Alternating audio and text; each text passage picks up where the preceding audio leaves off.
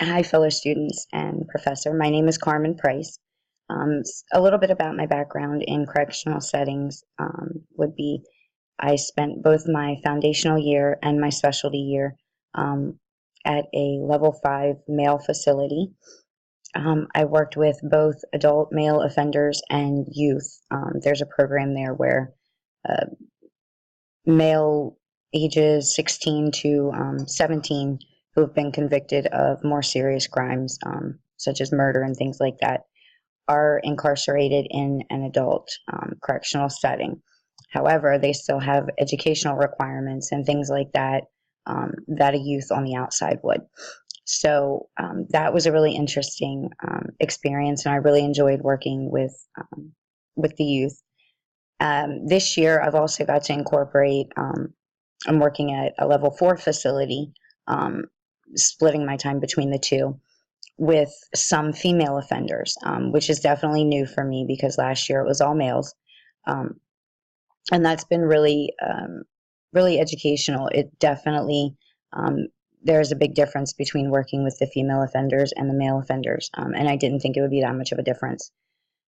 My interests include really, I never intended on working in the correctional setting. I wanted to work with youth or adolescent and or families was my focus when I first earned my bachelor's degree.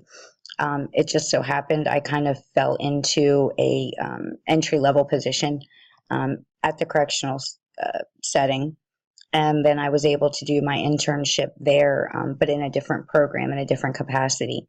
And I honestly have learned so much. I really didn't, have any intentions of working with correctional setting or inmates, but I think it gives you a really broad experience. I've learned everything from suicide assessment to addictions counseling to mental health treatment. Um, so it's really been a great experience. The needs and the roles, I would say there's a huge need for social workers in correctional settings in particular, just because of the environment. Sometimes it tends to be a very negative and punitive environment. So even though they have committed a crime of some sorts, many inmates come in feeling very low about themselves, and oftentimes have no feelings of self worth at all. Um, so being able to kind of restore that sense of self-worth, the sense of hope in them, you can see a huge transformation in a really short period of time, just by having another human being that cares and treats them like a human being.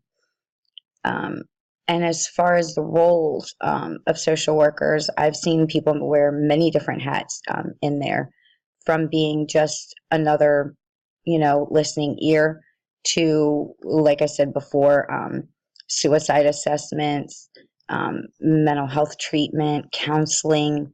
Um, we do get to do some work as far as like connecting them with resources outside in the community. But there's a separate department that kind of does that, and that's not one that I'm interning in right now. So I haven't got to do too much hands on with that, which I would like to explore more in the future. Um, but I definitely think there's many roles and many needs that social workers can fill within the community. I look forward to meeting you all and to working with you. Bye bye.